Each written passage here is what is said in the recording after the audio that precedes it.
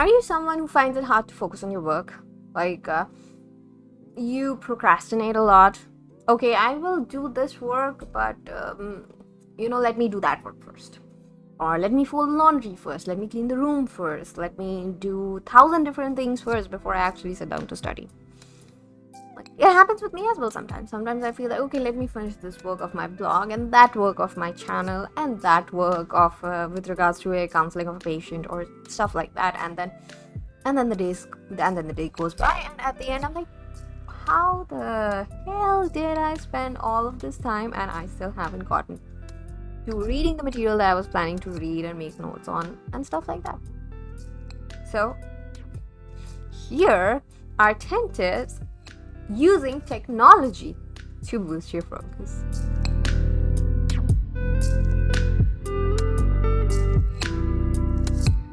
Hi guys, welcome back to Guilt Free Mind. I am Dr. Shruti, author and owner of guiltfreemind.com. My blog is focused on developing a positive mindset and boosting your mental health, so go check it out. The link will be there in the description section. Also, if you are new here, then hello and welcome. Welcome to all the returning subscribers as well. It's so good to see all of you. Today, we are going to be discussing 10 tips on using technology to boost your focus. Interesting, isn't it? But before I get into the video, I would like to ask one thing of you. I have this one request. If you are new here, if you haven't subscribed yet, please hit the like button, the subscribe button, ring that notification bell. It's absolutely free of cost. Don't charge a thing. And also set the notification bell to all. I am actually planning to have mental health discussions on live stream in this channel. So if you guys are in for it, then please leave it in the comment section, because I will only do it if I have enough yes-saying audience. So let's get into the video. 10 tips on using technology to boost your focus and be more productive.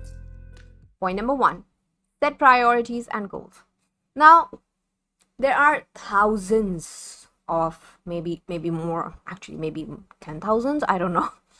Literally thousands. In thousands, there are apps available that focus on productivity, task management, prioritization, stuff like that. So all of us have a smartphone. If you don't have a smartphone, then get a pen and paper before you start this video. If you have a smartphone, go and download any app. Or if you're a person who likes pen and paper, or you have a digital journal, then get that. Point number 1 is prioritizing. Now, this needs to be done the night before. Before you go to bed, you have to decide what work you will be tackling tomorrow and put it in a manner of priority. Like, this is the first thing that I'm going to tackle, then this will be the second thing, then this will be the third thing, and don't change it. It may be hard in the first few days that, okay, I don't feel like doing this, but it is in the first priority, so I have to get that done first. You have to. Now, if you're sleepy, if you haven't slept well, or if you're just feeling drowsy after lunch or something, then you can do the light tasks. But you should always try and stick to the priority list that you have set the night before. You can use different productivity apps for this. You can use task management tools. You can mark them which is high there, which is high priority, which is low priority, which one needs to be done at what time. You can time block your day. So you can use these task management tools to set your priority and decide on your goals beforehand. So this needs to be done the night before, as I said. Point number 2, use focus-oriented apps. Now, I am using a paid app called as Focus To Do, and that I have the option of adding in my tasks the night before and allocating Pomodoro numbers to them. Now, they have a very flexible Pomodoro system.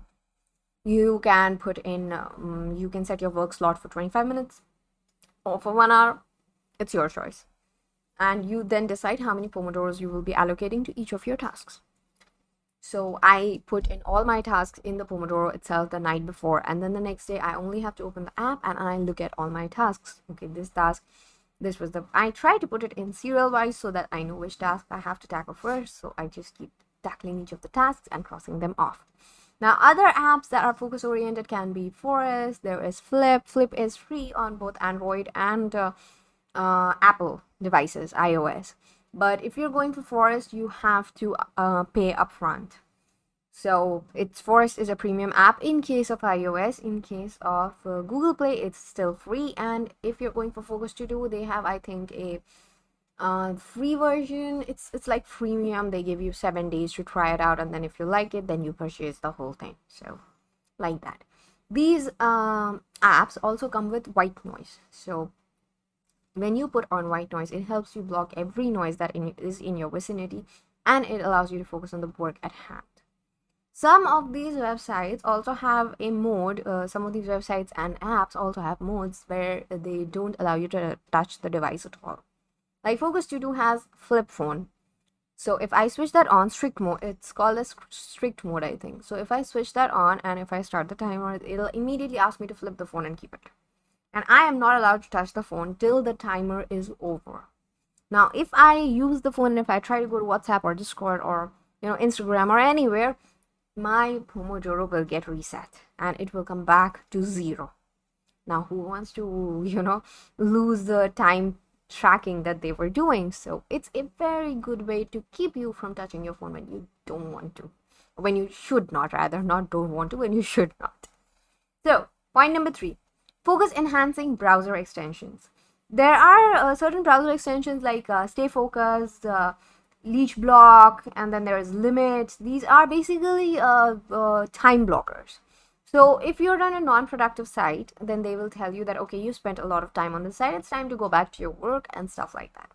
So you can use these to make sure that you stay focused on your work, as the name suggests, stay focused. Point number 4, use digital taking and organization methods. Now, for digital note taking, I am all in for digital note taking. I rarely write with pen and paper. So the apps I am using for digital note taking are Zoom Notes, then I have Good Notes, and then I have Color Note. So these 3 are note taking apps. I also have Nebo, and otherwise, if you want free apps, then you have Freeform, OneNote. You also have mind map generators that you can use Freeform is very good for actually generating mind maps if you want, and it's completely free if you're on an iOS device. It's Apple's only, so it's free. So it's a very good app for generating mind maps. So you just keep jotting down your ideas, and then you can copy from there and you can put it wherever, in whichever note you want, or whichever way you prefer studying or working. So these are the ones you can use for digital note taking. Now, if you're going in for digital noting, it will take you a little bit of time to get used to it, but I feel that that's such a better option compared to pen and paper, because notebooks get over. Well, online pages, digital pages don't. So you're saving yourself a lot of money in terms of buying notebooks. This is if you already have an iPad.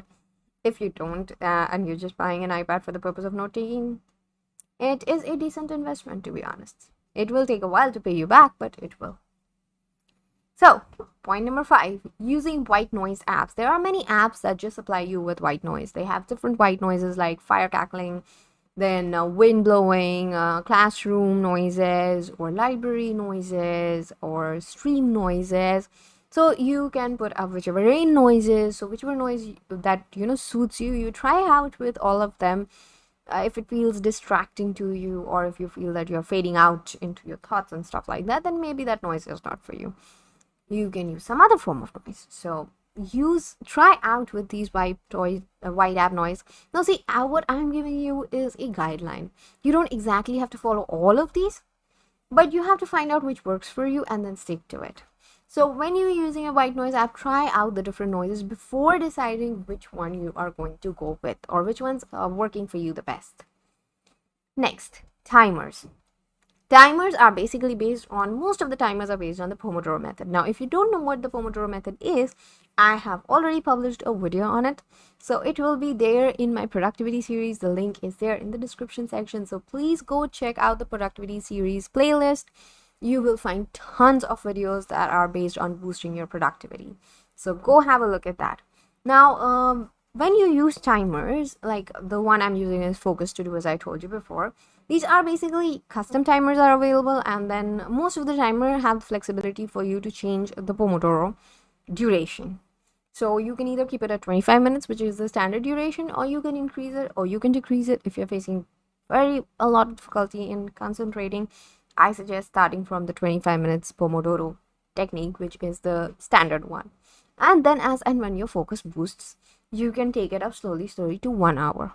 I would suggest that you try not to do 2 to 3 hours of constant focused work, because that leads to quicker burnout.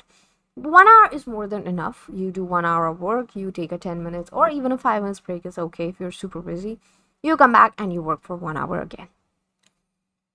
So these timers have white noise inbuilt in them. So you just start the timer and the white noise starts along with it. So you know how long you are supposed to work. When the timer gets over, the white noise stops, telling you that it's time to take a break. These also have the ability to track your work. So when you're using the timer, you put in what are you using the timer for. Suppose you've activated a Pomodoro for studying, for making notes for this video. So I have decided to spend 25 minutes on that. So 25 minutes are over. I mark the task done. Then I go on to work on my blog. So later on at night, when I'm checking what did I spend my day on, I see, okay, at this point of time, I spent 25 minutes on working on the notes. Then this point, I spent 50 minutes of editing a video. And this point, I spent doing this. And this point, I spent doing that. So that feeling that, oh my God, I wasted the day, does not occur, because you know exactly how much work you've done, how focused were you, and how productive you were at the end of the day. Point number 7. There is an option where you can switch off your notification. That is called do not disturb. So you should definitely use that while you're working. Put your phone on silent or put your phone on do not disturb mode so you don't get calls or unwanted messages while you're working. But make sure that before you do this, you tell your loved ones who might call you during that time that you are not going to be available, because you don't want them to stress out just because you are in a hyper focus mode. So make sure that you inform them, and then you switch off the notification, and then you work. Initial days, yes, it'll be a bit hard. Oh my God, can I just look at the phone once? It's like right there. It'll just take me 2 seconds, but you have to control that urge. Eventually, a week in, you won't feel like looking at your phone all that much while you're working, unless there is a family emergency going on or you're waiting for someone call or something like that. That feeling of constantly checking your phone will go away. Point number 8, using project management tools. Now there are many project management tools like Asana, then you have Notion and Trello. Now, if you are collaborating with others in your company or on a school project, you have other people also whom you have to collaborate with, then opting for these is a great idea. Notion is a pretty good app if you are tracking your own progress as well. You can put in your daily reminders, your weekly to-do list. You can track down your months. You can make to-do list for months and put on that, and then you can just keep marking the tasks off if you are a long-term planner like I am. So I plan my videos in advance. So one day I am making the notes for the video, one day I am researching the video details, one day I'm shooting, one day I'm editing, one day I'm uploading, writing the description and stuff like that, and then finally one day it releases. So it takes me around 4 to 5 days. I put all the tasks in short chunks over each day. This way it's not too much work on me in one day. And even if I skip on Monday's work, or I cannot work, I'm sick, or I'm out, or whatever, I can cover it up the next day because it's not a lot of work. It's not a mountain of work. So you can use these project management tools to map out your work for many, many, many days to come. Point number 9, using meditation tools. I use Headspace. You can use Headspace or you can use Calm. These are very good if you're someone who's suffering from a lack of sleep. If you're an insomniac like me, these are amazing tools for you. So you should definitely use these a try. Now they not only do they have meditation, they also have stuff about anger management and stress relief workouts, stress release workouts, and stuff like that. So you should definitely give these a try. They have a 7-day free option, and then it's paid for, like, you have to pay for a year. So go ahead, check out these, see which one suits you, which one works for you. And trust me, these are very beneficial. You will start to see the difference in 3 to 4 days if you are consistent at it. Point number 10, using website blockers. Now, there are, you are working on your laptop, you don't want to go on certain websites, especially Facebook or Instagram, because it'll eat up a lot of your time. So you put these websites on website blockers like rescue time and self control, and you switch it on. So when you try to access Facebook, these website blockers will not let you, because they are on and they know that you are not supposed to be on Facebook or Instagram or Twitter or Discord or Discord.